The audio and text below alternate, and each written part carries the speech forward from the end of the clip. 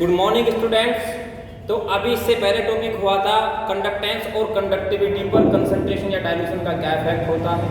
आज हमको पढ़ना है मोलर कंडक्टिविटी कैसे वैरी करती है कंसंट्रेशन या डाइल्यूशन के साथ। तो हमें दो अलग अलग इलेक्ट्रोलाइट के लिए इसको देखना है, स्ट्रॉन्ग इलेक्ट्रोलाइट के लिए और वीक इलेक्ट्रोलाइट के लिए। स्ट्रॉन्ग इलेक्ट्रोलाइट का मतलब होता है जो सॉल्यूशन में कंप्लीटली आयनाइज हो जाते हैं, और वीक इलेक्ट्रोलाइट का मतलब जो कंप्लीटली आयनाइज नहीं होते।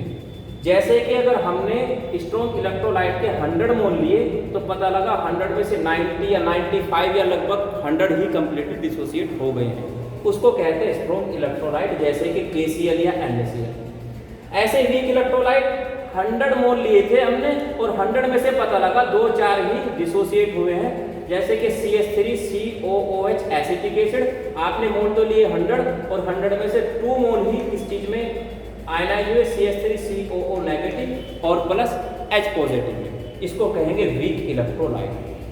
तो स्ट्रॉन्ग इलेक्ट्रोलाइट पर कंसंट्रेशन का स्ट्रॉन्ग इलेक्ट्रोलाइट पर डाइल्यूशन का या वीक इलेक्ट्रोलाइट पर डाइल्यूशन बढ़ाने का क्या इफेक्ट होगा। अगर हम स्ट्रॉन्ग इलेक्ट्रोलाइट में सोलवेंट मिलाकर के डाइल्यूशन बढ़ाते हैं तो 100 में से 90 डिसोसिएट हो गए थे, 10 बचे हुए थे, 10 भी डिसोसिएट हो जाएंगे। उसके बाद आप कितना भी सोलवेंट मिलाते रहिए और कंसंट्रेशन जो कंडक्टिविटी है वो इंक्रीज नहीं होगी, क्योंकि मोलर कंडक्टिविटी किस पर डिपेंड करती है, नंबर ऑफ आयन्स पर। और 100 मोल थे, 100 के 100 से हमको 100 आयन मिल गए, उसके बाद और आयन नहीं मिलेंगे तो मोलर कंडक्टिविटी और इंक्रीज नहीं करेगी। लेकिन वीक इलेक्ट्रोलाइट की बात करते हैं तो आपने 100 मोल लिए थे, 100 में से केवल 2 ही क्या हुए थे, आयनाइज हुए थे। सोलवेंट मिलाएंगे, डाइल्यूशन बढ़ाते हैं, उसके बाद आयनाइजेशन होगा, फिर और नंबर ऑफ आयन्स बढ़ेंगे। तो जितनी बार भी आप उसमें सोलवेंट मिलाते जाएंगे, उसका डाइल्यूशन बढ़ाते जाएंगे, उतनी बार ही आपको क्या होगा, नंबर ऑफ आयन्स मिलते जाएंगे और जो उसकी कंडक्टिविटी है वो इंक्रीज करती चले जाएंगे। इसको आप एक ग्राफ की हेल्प से भी समझ सकते हैं। जब मोलर कंडक्टिविटी के और कंसंट्रेशन के बीच में ग्राफ प्लॉट किया जाता है, यहां इधर को चलने का मतलब है कंसंट्रेशन बढ़ रही है और इधर को चलने का मतलब है डाइल्यूशन बढ़ रहा है। तो जब इनके बीच में ग्राफ प्लॉट किया जाता है तो एक ग्राफ ये वाला आता है, स्ट्रेट लाइन लगभग जो आती है वो आती है स्ट्रॉन्ग इलेक्ट्रोलाइट के लिए, और वीक इलेक्ट्रोलाइट के लिए इस तरह की लाइन, इस तरह का ग्राफ मिलता है। रीजन क्या है इसका भाई, पोटेशियम क्लोराइड के हमने 100 मोल लिए थे और 90 से हमको क्या मिला था, K पॉजिटिव और Cl नेगेटिव। अभी भी 10 बचे हुए थे, किस फॉर्म में, KCl की फॉर्म में। हमने इसमें सोलवेंट मिलाया, सोलवेंट मिलाने का मतलब है डाइल्यूशन बढ़ गया, डाइल्यूशन इधर को चलेंगे जब बढ़ता है तो मोलर कंडक्टिविटी भी क्या हुआ, बढ़ी। 10 बचे हुए थे, 10 भी किसमें टूट गए, K पॉजिटिव में और प्लस Cl नेगेटिव में। और उसके बाद यहाँ आने के बाद फिर कंडक्टिविटी बढ़ना रुक जाती है, मोलर कंडक्टिविटी इसके बाद इंक्रीज नहीं करेगी।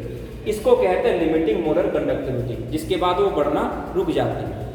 और इस डाइल्यूशन को जिसके बाद वो बढ़ना रुक जाती है उसको बोलते हैं जीरो डाइल्यूशन या इनफाइनाइट डाइल्यूशन। तो मींस अगर हम डाइल्यूशन बढ़ाते हैं स्ट्रॉन्ग इलेक्ट्रोलाइट का तो एक लिमिट के बाद वो इंक्रीज होना बंद हो जाती है, और उसका रीजन ये है कि जितने भी उसके हमने मोल लिए थे वो सारे के सारे ही आयनाइज हो चुके हैं, अब और आयन्स हमको नहीं मिलेंगे। अगर हम यही वीक इलेक्ट्रोलाइट के लिए करते हैं, डाइल्यूशन बढ़ाते हैं, तो डाइल्यूशन बढ़ाने पर पहले क्या था, मान लीजिए 100 मोल लिए थे, डाइल्यूट किया गया, 5 और डिसोसिएट हो गए तो मोलर कंडक्टिविटी बढ़ेगी। फिर डाइल्यूशन बढ़ाया, फिर नंबर ऑफ मोल बढ़ेंगे, मोलर कंडक्टिविटी बढ़ेगी। हर बार डाइल्यूशन बढ़ाते जाएंगे और मोलर कंडक्टिविटी क्या होगा, बढ़ती चली जाएगी। ये कभी भी कंप्लीटली डिसोसिएट नहीं होगा। इसलिए जो ये वाला ग्राफ है यहाँ जीरो डाइल्यूशन से नहीं मिलेगा, और जब जीरो डाइल्यूशन से मैच यहाँ पर इसको काटेगा ही नहीं इस वाली लाइन को, तो हमें limiting molar conductivity weak electrolyte के लिए ग्राफ की हेल्प से नहीं मिल सकती। यानी कि ग्राफ की हेल्प से हम स्ट्रॉन्ग इलेक्ट्रोलाइट के लिए जो लिमिटिंग मोलर कंडक्टिविटी है वो तो पता कर सकते हैं, लेकिन ग्राफ की हेल्प से वीक इलेक्ट्रोलाइट के लिए molar conductivity, limiting molar conductivity हम पता नहीं कर सकते, क्योंकि ये कभी भी जीरो डायरेक्शन पे लाइन नहीं जाएगी। इसमें 2 क्वेश्चन बन जाते हैं। एक तो पूछ लेता है कि स्ट्रॉन्ग इलेक्ट्रोलाइट और वीक इलेक्ट्रोलाइट में से जब डायरेक्शन बढ़ाया जाता है तो स्ट्रॉन्ग इलेक्ट्रोलाइट की जो मोलर कंडक्टिविटी है वो एक लिमिट के बाद बढ़ना रुक जाती है, जबकि वीक इलेक्ट्रोलाइट की मोलर कंडक्टिविटी बढ़ती रहती है। उसका रीजन क्या होता है, तो रीजन मैंने समझा दिया। दूसरा क्वेश्चन ये बनता है कि स्ट्रॉन्ग इलेक्ट्रोलाइट की मोलर कंडक्टिविटी ज्यादा होगी कि वीक इलेक्ट्रोलाइट की मोलर कंडक्टिविटी ज्यादा होगी और क्यों होगी। तो इसका आंसर होगा कि स्ट्रॉन्ग इलेक्ट्रोलाइट की मोलर कंडक्टिविटी ही ज्यादा होगी। और क्यों ज्यादा होगी, क्योंकि हमने अगर 100 मोल लिए थे, इसके भी हमने 100 मोल लिए, यहाँ 100 के 100 मोल क्या होता है, डिसोसिएट हो जाते हैं पॉजिटिव आयन में और नेगेटिव आयन में। जबकि जब हम वीक इलेक्ट्रोलाइट लेते हैं तो वो कंप्लीटली डिसोसिएट नहीं होता, मींस नंबर ऑफ आयंस किससे ज्यादा मिलेंगे हमको, स्ट्रॉन्ग इलेक्ट्रोलाइट से। वीक इलेक्ट्रोलाइट से नंबर ऑफ आयंस हमको ज्यादा नहीं मिलेंगे, और नंबर ऑफ आयंस पर ही डिपेंड करती है मोलर कंडक्टिविटी। जितने नंबर ऑफ आयंस ज्यादा उतनी मोलर कंडक्टिविटी ज्यादा। तो स्ट्रॉन्ग इलेक्ट्रोलाइट से हमको ज्यादा आयन मिले तो मोलर कंडक्टिविटी इसकी ज्यादा है। वीक इलेक्ट्रोलाइट से हमको कम आयन मिले क्योंकि कंप्लीटली डिसोसिएट होता ही नहीं है।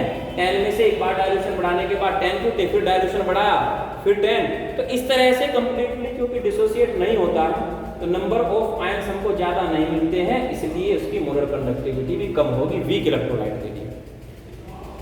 तो स्ट्रॉन्ग इलेक्ट्रोलाइट की लिमिटिंग मोलर कंडक्टिविटी तो हमको पता लग जाती है ग्राफ से, ग्राफ से हम इसको डिटरमाइन कर सकते हैं। लेकिन वीक इलेक्ट्रोलाइट की मोलर कंडक्टिविटी को हम ग्राफ की हेल्प से डिटरमाइन नहीं कर सकते। इसके लिए फिर एक दूसरा रूल आता है, दूसरा तरीका होता है, इसको कहते हैं कोलराउश लॉ। कोलराउश लॉ की हेल्प से किसी वीक इलेक्ट्रोलाइट की मोलर कंडक्टिविटी को डिटरमाइन किया जाता है। इसी टॉपिक से रिलेटेड एक फॉर्मूला आपको याद रखना है। इस फॉर्मूले पर न तो न्यूमेरिकल है और न इसका डेरिवेशन, बस केवल इसको याद आपको रखना है। जो मोलर कंडक्टिविटी है वो इक्वल टू होगी लैम्डा नॉट एम, यानी कि limited molar conductivity minus A under root सी। सी का मतलब है यहाँ पर कंसंट्रेशन, और जो ए है उसको कहते हैं ड्यूबे-हुइकल कांस्टेंट, और इस इक्वेशन को कहते हैं ड्यूबे-हुइकल-ओंगसैगर इक्वेशन। बस ये आपको याद रखनी है। इस पर ना न्यूमेरिकल है और ना इसको आपका इसमें डेरिवेशन है, तो बस इसको याद रखना। और इसमें से ये क्या चीज़ है, इससे सिंबल किस चीज़ का है, ये किसका है और ये किसका है, बस ये केवल इतना याद रखना है। तो इस फॉर्मूले का तो कह सकते हैं आपको केवल रट्टा मारना है। फिर से बता देता हूँ, इसमें इसको हम कहते हैं ड्यूबे-हुइकल-ओंगसैगर इक्वेशन, और यहाँ जो ए है एक कांस्टेंट है जिसको कहते हैं ड्यूबे-हुइकल कांस्टेंट, और ए की जो वैल्यू है वो डिपेंड करती है नंबर ऑफ पॉजिटिव और नंबर ऑफ नेगेटिव आयंस पर। जितने नेगेटिव पॉजिटिव आयन ज़्यादा होंगे उतनी ए की वैल्यू ज़्यादा होगी। तो नेक्स्ट वीडियो में हमको पढ़ना है कोलराउश लॉ, कि कोलराउश लॉ की हेल्प से किसी वीक इलेक्ट्रोलाइट की मोलर कंडक्टिविटी को कैसे डिटरमाइन करते हैं। तब तक आप इसको बुक से स्टडी कर लेना कि स्ट्रॉन्ग इलेक्ट्रोलाइट और वीक इलेक्ट्रोलाइट की मोलर कंडक्टिविटी कैसे वेरी करती है डायल्यूशन के साथ।